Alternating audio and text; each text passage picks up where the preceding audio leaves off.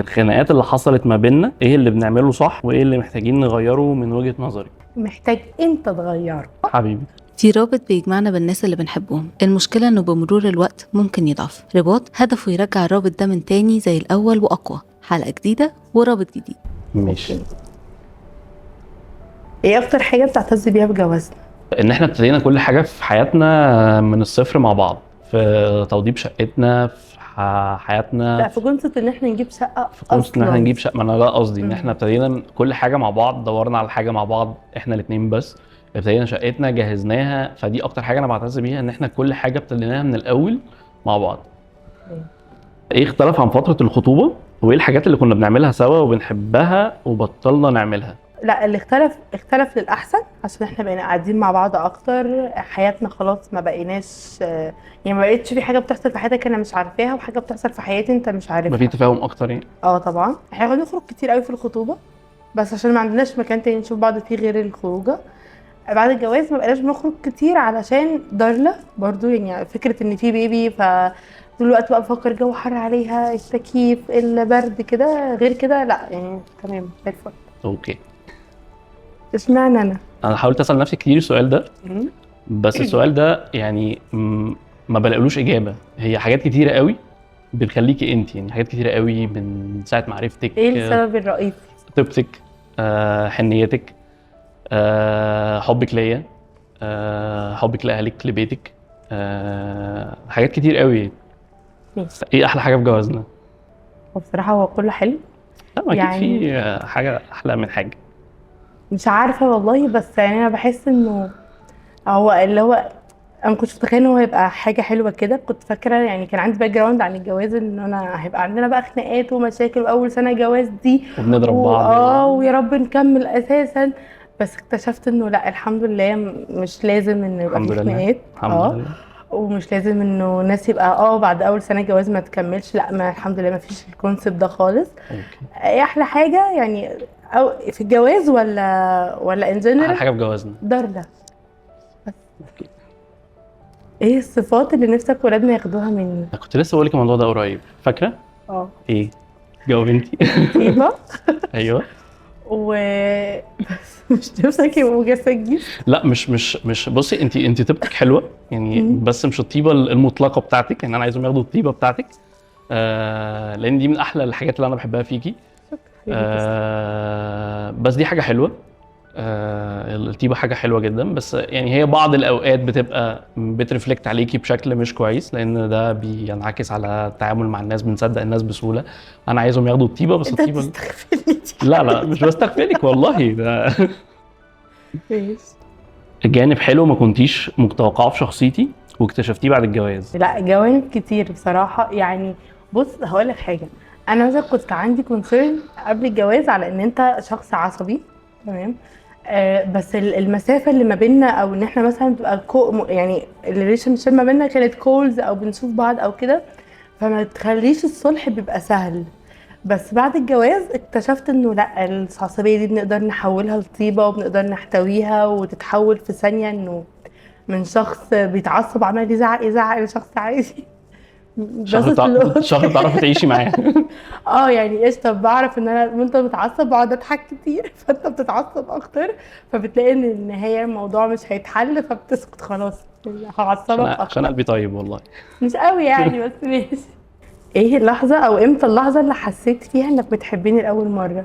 ساعة لما كنا في الكامب بتاع ايزك.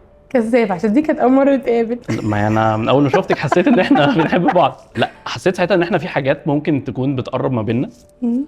خصوصا كمان احنا كانت اول، يعني احنا كنا عارفين بعض من قبلها، بس دي كانت اول مره نبقى في مكان فيه نقعد مع بعض لوحدنا. كان نعم معانا الناس، بس حتى كمان الناس حسوا ان احنا في حاجه ما بيننا، واحنا ما كانش في بيننا اي حاجه يعني. اوكي. شايفه اننا بنكمل بعض ازاي؟ في كل حاجه يعني. مثلا انت بتتعصب، فانا برجع احتوي عصبيتك، فخليك تتعامل مع الشخص اللي قدامك بهدوء. بس انا كتير مش بتعصب، انت ليه عامله ستريس على موضوع العصبيه؟ لا، انت عصب كتير جدا. بقول لك ايه، انا كنت بقول عليك زمان عصبي بس ملاك، بس فعلا طلعت عصبي بس ملاك والله. ربنا يخليني. مثلا في مواقف كتير بحس ان هو ايه، انت مثلا تيجي تتعامل بطريقه فبقول لك لا الاحسن انك تعمل كذا فانت بتعمل ده، انا بتعامل بطريقه فتقولي لا الاحسن انك تعملي كذا فانا برجع لرايك واشوف لا هو صح فانا بعمل ده. فاحنا بنكمل بعض في كده، يعني حاسه ان احنا حتى في تربيه دارلا ان شاء الله في اللونج تيرم هنعمل ده مع بعض. اللي هو انا بقعد مثلا دلوقتي بقول لك ايه في المستقبل ممكن يحصل كذا، فخليك ما تبقاش عصبي، احتويها، ما تتزعقش. انت لما بتلاقيني بتزعق معاها وهي بيبي ببقى مثلا عندي ستريس انها مش نايمه وانا عايزه انام وعندي شغل الصبح، فانا لما بتعصب بتيجي انت لا بالراحه وخلاص وهاتيها عشان تعرفي ان انا مش عصبي بس. لا عصبي جدا. انا انت ايه اللي اختلف في شخصيتي بقى احسن من ساعه ما بقينا مع بعض؟ الهدوء. يعني انت بقيتي اهدى. يعني انت الاول كنت متسرعه جدا، كنت قراراتك على طول، عايزه اعمل حاجه بتروحي تعمليها. انا لسه بعمل كده مش قوي يعني، بقى في كنترول شويه يعني، بقى في يعني الاول كنت بقى في بتعمليها، responsibility. دلوقتي بقيت انا لو عملتيها وما قلتليش فممكن اتعصب فبقيتي اهدى شويه من الاول. بقيتيش تاخدي قرارات متسرعه، بقيتي تتأني شويه في القرارات، سواء بتاخدي رأيي او حتى بتفكري انت فيها الاول. فدي من الحاجات اللي اتغيرت فيكي بعد الجواز. رأيك ايه في فرحنا؟ وايه احلى حاجه كانت فيه؟ وايه كان نفسك يحصل بس ما حصلش؟ لا مفيش حاجه كانت نفسي تحصل وما حصلتش، الفرح كان كله تحفه. ايه كانت احلى حاجه فيه؟ ان احنا اتجوزنا، يعني كنا بقالنا كتير قوي مستنيين اللحظه دي، وجات الكورونا وبوظتها وجات حاجات كتير يعني خلت الدنيا بيحصل ديلي كل شويه، بس يعني لا الكل كان حلو قوي وما كنتش متخيل انه هيطلع يوم حلو قوي كده. طب انا هجاوب سؤال مش موجود. إيه؟ طب ايه كانت اوحش حاجه في الفرح؟ شكرا. ايه اكتر حاجه بعملها بتحسسك اني بحترمك وبقدرك؟ لا حاجات كتير يعني، مش حاجه واحده، مش حاجه معينه. يمكن مثلا في الشغل بتاعك لما بتاخدي رأيي في كل حاجه، في حاجات كتير بتيجي تحكي لي على كل حاجه بتحصل في الشغل. فدي من اكتر الحاجات اللي بتحسسني ان انت فعلا بتحترمي رأيي وبتقدري رأيي وبتاخدي رأيي بصراحة تعملي مش حاجه بيه. بعملها غير لما باخد رايك. دي حقيقة. في الخناقات اللي حصلت ما بيننا، ايه اللي بنعمله صح وايه اللي محتاجين نغيره من وجهة نظرك؟ محتاج انت تغيره. يعني انت لما بتبقى غلطان تفضل تكابر وتلف وتدور حواليا عشان تتكلم عادي كأنه ما حصلش خناقه وانا متعصبه، حبيبي. صح؟ مبقاش عارفه اقول لك ان انا متعصبه عشان لما باجي اشتكي لك من حاجه بقعد اضحك ما هي دي بقى وحقي بيضيع. ما هي دي الطيبة اللي انا عايز دارلا تاخدها، ده نوع الطيبة اللي انا يعني عايزه. لازم تتغير. وحقي بيضيع وانت بقى بتروح ايه مليسها كده، اللي هو خلاص ضحكت فخلاص ليس الخناقه ولو اسف وما طب بتغيرش. ده اللي صح ولا ده اللي محتاجين نغيره؟ محتاج بس لما تكون انت اللي غلطان تيجي تصالحني، مش انا اللي اجي اقول لك على فكره انا زعلانه عشان انت عملت حاجه غلط وانت عارف انك عملت حاجه غلط. ما انا ببقى عايزك تيجي تتكلمي معايا عشان كده بتقل، بس ما لكن انا باجي لوحدي. لا انت عارف. بتليس. لا باجي والله. مشكله بتواجهك وما حكيتليش عليها؟ السؤال ده صعب. بس انت في حاجات ما بتحكيليش عليها. في حاجات كتير بس يعني مشاكل الشغل كلها مش بحكي لك عليها. يعني انت عارفه ان انا مش من النوع اللي بيقعد يتكلم ويحكي وتعالي نفضفض. أيوة. وبتاع. لا انا مش من النوع ده. فانا في مشاكل كتير بتبقى في الشغل عندي مثلا مش باجي احكي لك عليها. مشكله شخصيه مش مشكله في الشغل؟ لا ما اعتقدش ان انا في مشكله شخصيه مش بحكي لك عليها، لان احنا مع بعض على طول. فطبيعي ان انا لو في حاجه مؤثره عليا هتبان، فهتساليني، هتزني عليا، فهتعرفيها. فمفيش مشكله مش بخبيها يعني. بس مشاكل الشغل اللي ما بحكيش عليها. امتى بتحسي اننا قريبين من بعض؟ لا ما عنديش اجابه، يعني ما عنديش وقت معين بحس بكده، بس انا طول الوقت احنا قريبين من بعض، يعني احنا طول الوقت مع بعض. يعني مفيش وقت بتحسي فيه ان احنا بعدنا عن بعض، ما بقتش قريب منك؟